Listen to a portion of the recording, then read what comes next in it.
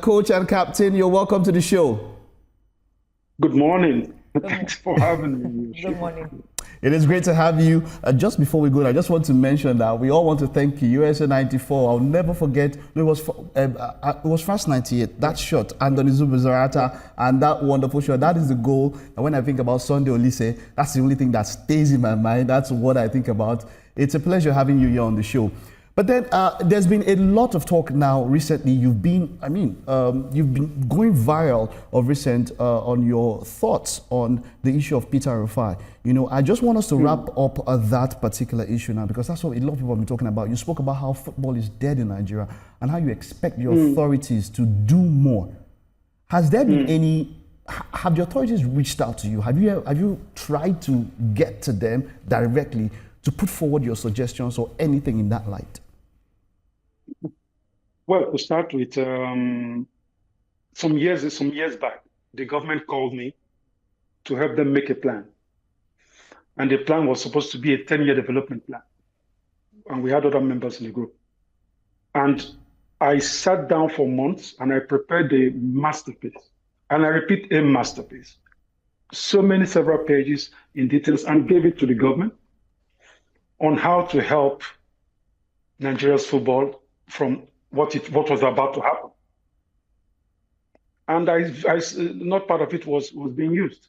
So, or has been used ever since. So it's not as if I've not tried to help the country itself, you know, in spite of the past. You know, I could have had grudges and say, oh, look, they're like, no, but it's my country.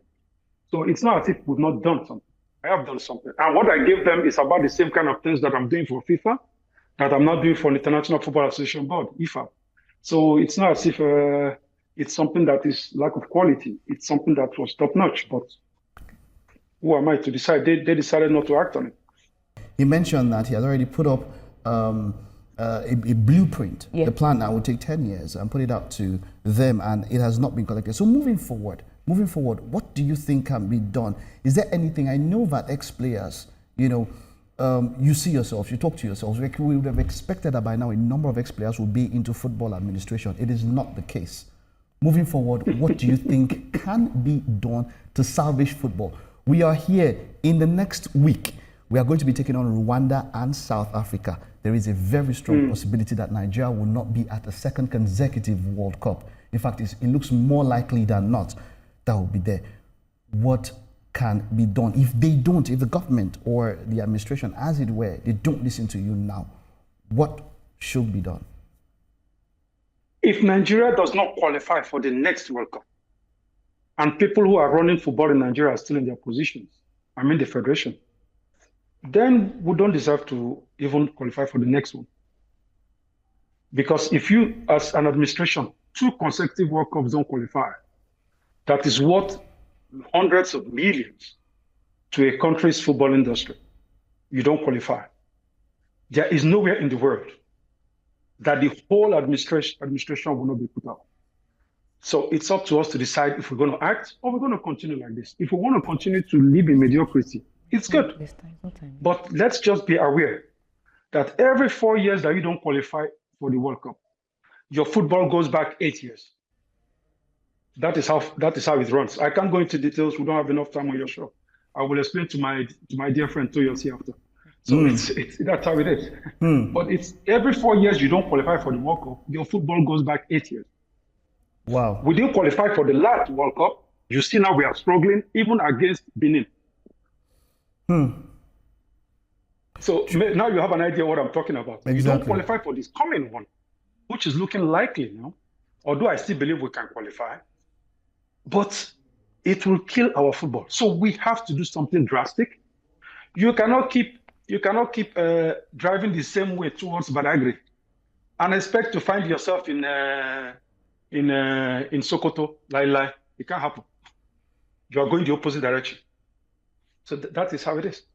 All right. I just want to have your take now still on the Super Eagles. I just want to wrap Ademola Lookman, current African Footballer of the Year.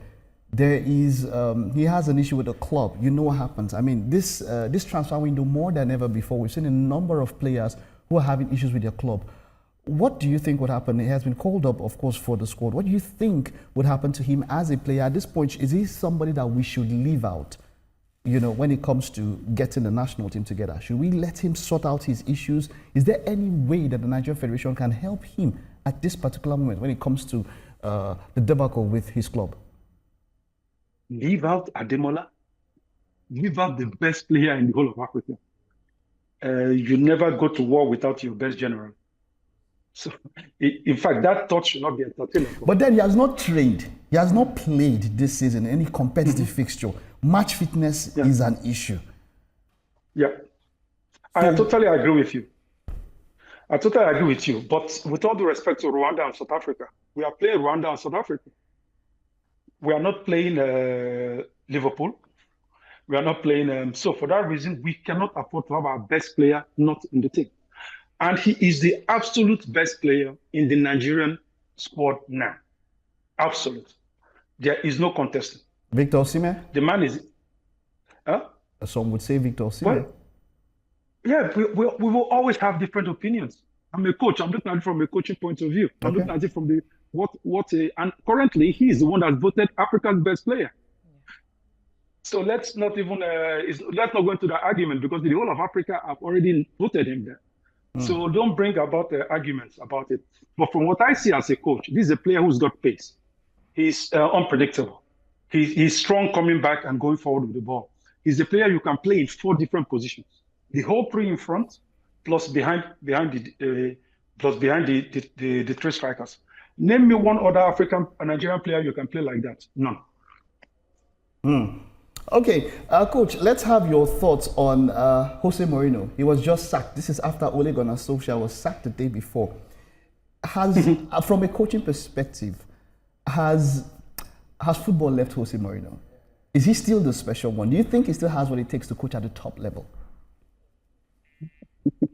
Mourinho will always be the special one.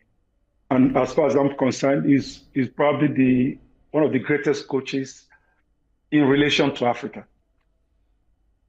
And our next podcast will share with you why we feel that way. Because the thing there is that, and I know Toyosi, don't ask Toyosi, she won't tell you, because I know you, because she's. But what I feel is that the man is very, very solid as a coach, but football has moved on, and I think there are certain things Mourinho has to improve on. But it's difficult. It's difficult trying to get into his own style of play. But I was expecting him to be sacked. In fact, I'm surprised it lasted this long. I was expecting him to be sacked. He says he was expecting it. Yeah, I love the fact that he's always blunt. And so if he said so, obviously he meant it. Before you go, Jose Mourinho, of course, is still the center of discussion here. Manchester United have been quite woeful as the season started. And there has been rumors that as Jose Mourinho has been sacked from Fenerbahce, he might just go back to Manchester United. Is there a possibility there? Look, we created this podcast to be able to share such secrets with you. First-hand knowledge with Nigerians. And so far, I must use this forum to thank Nigerians, because the way they've embraced my podcast with Toyosi. In fact, a lot of guys are in love with Toyosi at the moment, so I don't know why. So they've embraced it. We thank them for it. Yeah. And in the coming weeks, this is one of the issues we'll make clear. But when you're talking of Manchester United, one thing is very, very certain. This is a club that is going through a lot of changes. I watched them at the cup game, and it was horrible. Why? Simple. They came with 5 defenders. That's the thing. And you don't play a cup game against a small team of 5 defenders. People are already afraid of you anyway. So they will just come forward. So I think Mourinho going back to Manchester United, I don't see it happening. But Manchester United needs something drastic. In fact, it's kind of like similar with what we have back home in Nigeria. You have to do something drastic to bring a drastic change. So that is how I feel what can help them work out. All right, so the final words. If we don't beat Rwanda and South Africa, should Eric Schell remain as the coach of the Super Eagles? My dear, if we don't get maximum 6 points. I am a fanatical fan of the Nigerian brand. I am totally in disagreement with foreigners running our national team. And any Nigerian who says otherwise, then you should give back your passport. Because the reality is the fact that the moment we accept that another race is better than us when it comes to managing our affairs, then if we are going to keep Chele as coach, if we're going to keep I hope I pronounced his name right, the national team coach, if we're going to keep him as coach, so we're keeping a foreign coach, the next step for the government to do is to bring us foreign football administrators. Let's take it one step higher. Then let's do like that. Maybe then they will realize that you are killing the trade of Nigerians. So let's kill also the trade of the administrators. Maybe that will bring a solution. Wonderful. Thank you so much, Sunday Oliseh. It was such a pleasure talking to you. We'll be looking at having you in a subsequent, of course, bulletins and shows. Thank you very much. Before I go, let me say something. Be nice to your CEO. Be nice.